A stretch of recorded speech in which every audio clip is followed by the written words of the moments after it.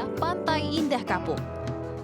Di sini banyak banget wahana permainan, mulai dari yang indoor sampai outdoor. Untuk outdoor nih, anak-anak bisa bermain aneka permainan, seperti mobil-mobilan, lewati jembatan, perosotan, hingga trampolin. Area indoornya lucu banget, ada flying fox keluar gedung atau zipline. Hingga perosotan dengan lampu disko.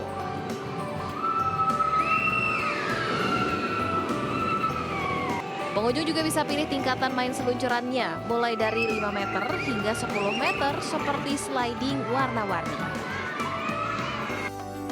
Ada juga ruangan untuk melatih sensori anak hingga ruangan mewarnai untuk melatih keterampilan seni mereka. Main apa aja? Main playground. Main playground apa aja? Perosotan kah apa? Nggak tahu. Main apa-apa. Main apa-apa aja? Iya. Enak nggak? Senang nggak mainnya? Senang. Main perosotan. Terus? Sama mainnya macem-macem. Macam-macamnya apa? Ada bola kah? Ada bola. Terus Ada apa lagi? bola. Perosotan. Terus ada Flying fox. terus? Ada mainan donat. Seru. Happy nggak? Happy. Mau mulai? Untuk menjajal wahana bermain edukatif ini, Anda perlu merogoh kocek mulai dari Rp168.000 di hari biasa dan Rp188.000 di hari libur. Dari Tangerang, Banten, Steviani Sirait, Ilham Zarkasih, iNews melaporkan.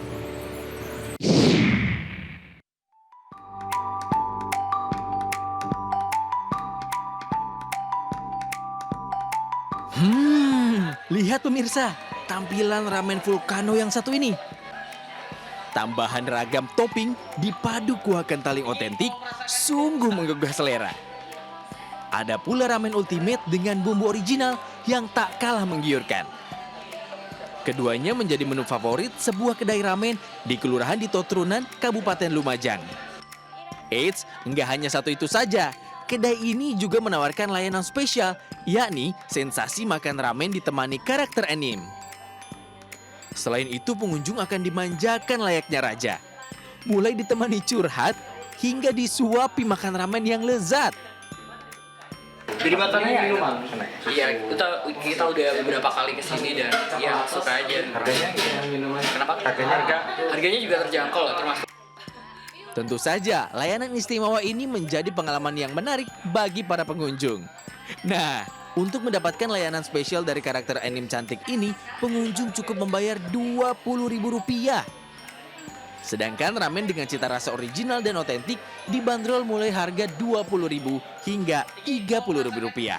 Dari Lumajang, Jawa Timur, Yayan Nugroho, iNews melaporkan.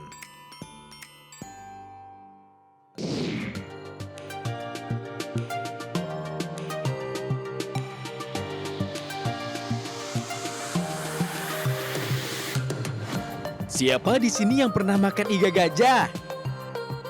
Eits, tenang-tenang. Maksudnya bukan iganya gajah ya, tapi iga sapi berukuran besar hingga diberi nama iga gajah. Tuh, coba lihat. Gede banget kan ukuran iga di atas hot plate-nya? Dimasaknya juga nggak biasa nih, sampai 3 kali. Mulai dari direbus, dibakar, hingga digongso dengan sejumlah bumbu rempah selama kurang lebih 1 jam. Disajikan di atas hot plate, sudah pasti harum rempahnya aja akan mengundang selera. Rasanya enak, otentik, beda dari yang lain. Dominan rasa apa kira-kira? Dan rasanya udah manis gurih, pedes, campur sih Pak.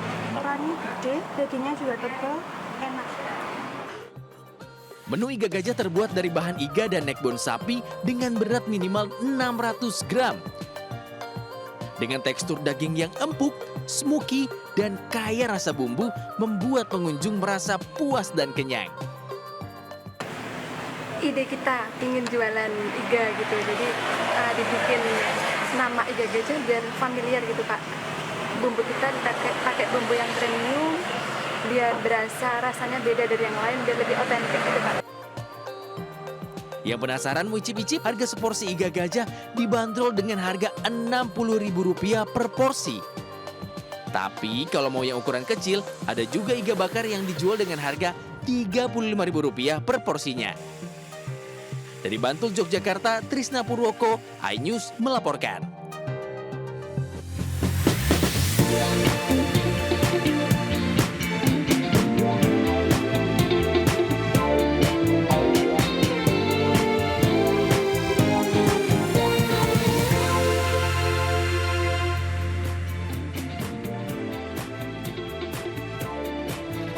Halo pemirsa, apa kabar Anda hari ini? Buletin iNews Siang kembali hadir menemani aktivitas Anda. Bersama saya Yasmin Natania, inilah Buletin iNews Siang selengkapnya.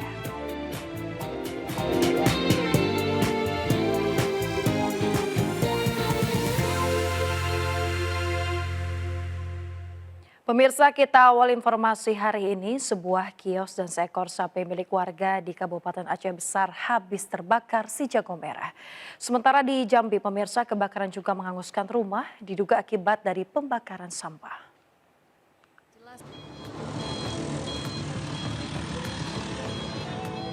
Kepanikan warga terlihat jelas di jalanan Desa Siron, Kecamatan Ingin Jaya, Kabupaten Aceh Besar saat api berkobar hebat membakar sebuah kios usaha perabotan serta satu kandang sapi.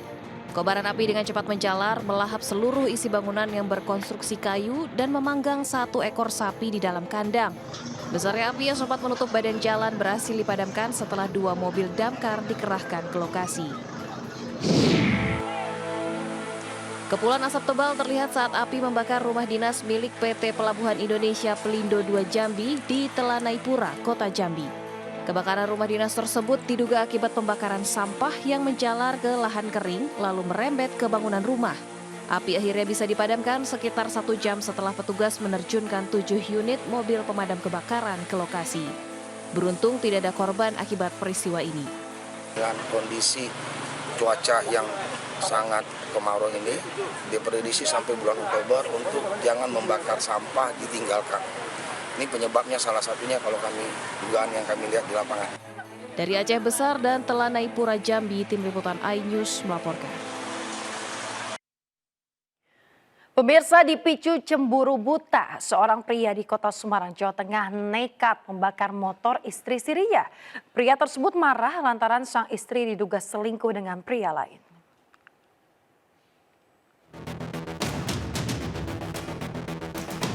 Beginilah kondisi motor milik seorang wanita warga Jalan Gasem, Peting Raya, Tlogomulyo, Pedurungan, Kota Semarang, Jawa Tengah. Motor hangus dan nyaris hanya menyisakan rangka. Berdasarkan hasil penyelidikan, pelaku pembakaran adalah FZ yang diketahui merupakan suami siri dari pemilik motor. Pembakaran motor dipicu sakit hati dan cemburu lantaran istri sirinya pergi liburan ke Bali dengan pria lain. Bukan hanya sekali, pria asal Sukabumi ini juga merencanakan aksinya sebanyak 2 kali. Kemudian untuk kejadian yang kedua, ini baru percobaan, jadi untuk pembakarannya belum terjadi. Dan terjadi di tanggal 1 Agustus 2024 sekira pukul 4 pagi. Saya cuma tidak tahu di situ ada motor, saya cuma mau bakar depan rumah. Itu aja.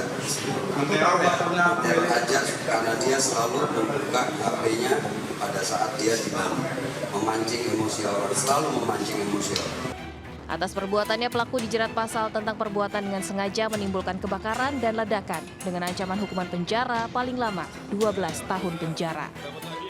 Dari Semarang, Jawa Tengah, Kristadi, iNews melaporkan. Pemirsa, artis Tamara Tiasmara tidak bisa membendung emosinya saat menghadiri sidang kematian putranya Dante di Pengadilan Negeri Jakarta Timur. Tamara kesal pemirsa lantaran keluarga terdakwa satu persatu meninggalkan ruang sidang saat saksi kunci pembunuhan anaknya memberikan kesaksian. Pengadilan Negeri Jakarta Timur kembali menggelar sidang kasus pembunuhan Dante, anak dari aktris Tamara Tiasmara. Agenda sidang kali ini yakni pemeriksaan 5 orang saksi yang ada di tempat kejadian perkara. Namun ibunda mendiang Dante ini tak bisa menahan emosinya lantaran keluarga terdakwa satu persatu meninggalkan ruang sidang saat saksi memberikan keterangan. Hari ini tuh momen penting buat aku karena hari ini tuh kesaksian dari orang yang ada di TKP. kenapa giliran ini kan penting sekali ya, mana keluarganya? Tadi malah ada tapi keluar satu-satu. Kenapa kayak mereka nggak mau dengar yang kejadian sebenarnya gitu? Mereka kan sangat membela ya, membela itu membela banget. Coba dengar sekarang ini kan saksi yang ada di kolam. Kenapa sekarang pas giliran yang lagi penting-pentingnya dia cabut semua? Sidang kasus pembunuhan Dante dengan terdakwa mantan kekasih Tamara, Yuda Arfandi, akan dilanjutkan pada Kamis esok lusa dengan agenda masih pemeriksaan saksi-saksi. Dari Jakarta, Wenda Nura, Oke Mahendra, iNews melaporkan. Pemirsa, Wakil Presiden RI terpilih Gibran Rakabuming Raka memantau uji coba program makan bergizi gratis di SDN Tangerang 4, Banten. Dalam kesempatan itu, pemirsa, Gibran kembali memastikan bahwa anggaran makan siang gratis bukan Rp7.500, melainkan Rp15.000.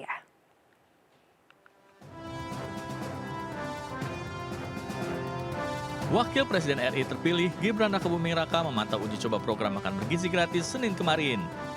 Kali ini uji coba digelar di SDN Tangerang 4, Banten. Dalam kunjungannya, Gibran sempat berbincang dengan murid, khususnya siswa dan siswi yang kurang tertarik dengan sayur dan buah. Usulan, masukan dari orang tua, ahli gizi, susunya diberikan di jam istirahat pertama ya Pak ya. Jadi ada jeda antara susu dan makan siang. Lalu kemarin juga banyak sekali masukan dari para pemerhati lingkungan terkait packaging. Nah ini packagingnya mereka pakai apa? Bawa kayak bekel gitu ya. Jadi nanti bisa dicuci, besok dibawa lagi. Dalam kesempatan ini, Gibran juga kembali menegaskan bahwa anggaran makan siang gratis bukan Rp7.500, melainkan Rp15.000 per porsi. Saat uji coba kali ini, menu yang disiapkan berupa nasi putih, telur puyuh hai, sayur capcay, buah melon, dan susu. Nantinya menu yang disiapkan di tiap-tiap daerah akan berbeda. Sementara sebanyak 538 paket makanan dibagikan dalam uji coba kali ini. Kota Tangerang sendiri rencananya akan menjadi pilot project untuk program makanan bergizi gratis pada 7 hingga 8 Agustus besok. Dari Jakarta, Ayan Nufus, Sleman, iNews melaporkan. Pemirsa, kapal perang Republik Indonesia KRI Banda Aceh mengangkut pasukan TNI dan juga Polri yang akan dilibatkan pada upacara HUT ke-79 RI di Ibu Kota Nusantara IKN. KRI Banda Aceh juga membawa sejumlah kendaraan operasional milik Polri dan juga 3 Matra TNI.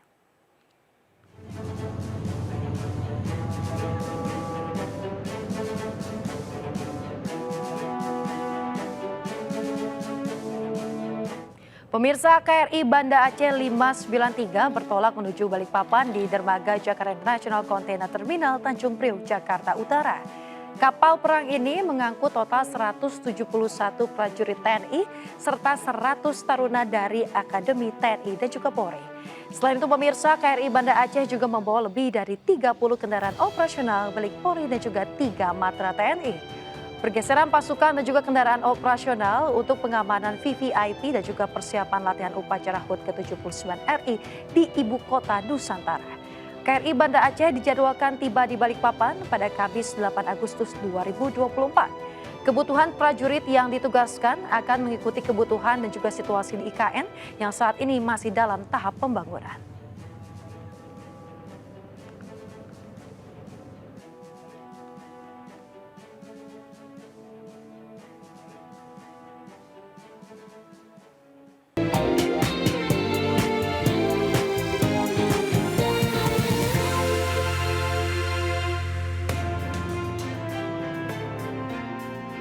Perjanjian kerjasama ini ditandatangani oleh Presiden Direktur MNC Bank, Rita Montagna, dan Direktur Utama Bank Sumsel Bubble, Ahmad Syamsuddin, disaksikan langsung Direktur Utama PT MNC Capital Indonesia Tbk, Yudi Hamka. Digelar di MNC Bank Tower, Kebon Sirih, Jakarta Pusat. Kedua perusahaan berkomitmen untuk saling mendukung kegiatan operasional bisnis dalam berbagai aspek, terutama memperluas akses layanan keuangan digital. Kita akan kembangkan juga kerjasama dengan unit-unit usaha di dalam MNC Capital, bahkan MNC Group yang lainnya untuk saling mendukung transformasi digital di BBD Sumsel Bubble. Dengan adanya penandatangan MOU hari ini, itu tidak hanya memperkuat hubungan antara MNC Bank dengan Bank Sumsel Bubble yang selama ini sudah terkait dengan transaksi antar bank, tapi juga kita akan libatkan juga bagian dari MNC Capital lainnya, seperti dengan MNC Life Insurance maupun juga dengan MNC Asset Management. Kerjasama ini diharapkan dapat meningkatkan pertumbuhan bisnis sekaligus memberikan kemudahan akses perbankan bagi para nasabah Bank Sumsel Bubble. Kerjasama ini kan bisa kita mulai dari yang mudah-mudah terus ya. Nanti kita fokusnya tadi ke ke bank MNC gitu. Kita ada potensi mengenai treasury, mengenai money market dan lain-lain itu banyak sekali. Dan juga ada sindikasi macam-macam. MNC Bank akan terus berkolaborasi dengan ekosistem lainnya untuk bisa mengembangkan bisnis perbankan digital di tanah air. Dari Jakarta, Heru Tri Yuniarto, iNews melaporkan.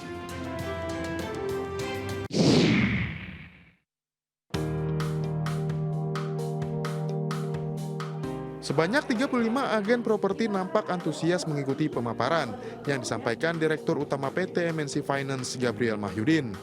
Pengusung tema Skyline Sosial, program ini bertujuan untuk memperkenalkan program MNC Finance melalui Motion Credit untuk mempermudah masyarakat memperoleh pendanaan baru, khususnya mendapatkan solusi pembiayaan rumah. Gathering agent pas hari ini memang khususnya mortgage ya. Mortgage itu dalam arti yang kami MNC Finance jalankan itu refinancing sertifikat rumah ya, lebih jelas ya. Jadi kalau misalnya Bapak Ibu ada sertifikat memang butuh untuk modal usaha, untuk investasi atau untuk memang sekolah anak, untuk renovasi rumah, ya ibu bapak boleh mengajukan ke kami untuk mendapatkan refinancing itu. Sebagai agen tentu punya besar harapan ini bisa menjadi solusi pembiayaan buat orang yang membutuhkan jangka pendek 24 bulan maupun jangka panjang selama 10 tahun. Mudah-mudahan kita Joker bisa terus bekerja sama dan agar semakin banyak orang bisa mendapatkan solusi pembiayaan rumah. Para agen properti juga dibekali berbagai pengetahuan, mulai strategi penjualan, teknik keterlibatan pelanggan, inovasi digital, serta membangun jejaring dan hubungan antar agen properti untuk saling mendukung kesuksesan bersama. Dari Jakarta, Naura Syafikah, Yudi Richard, iNews melaporkan.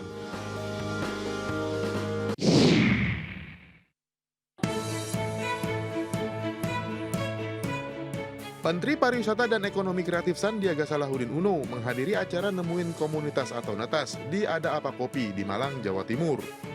Sandiaga mendorong para pelaku gastronomi untuk memperkuat narasi budaya dalam mengenalkan kuliner khas Malang melalui konten kreatif atau yang disebut Storynomics. Gastronomi bukan hanya tentang makanan, tetapi juga tentang budaya, sejarah, dan identitas bangsa.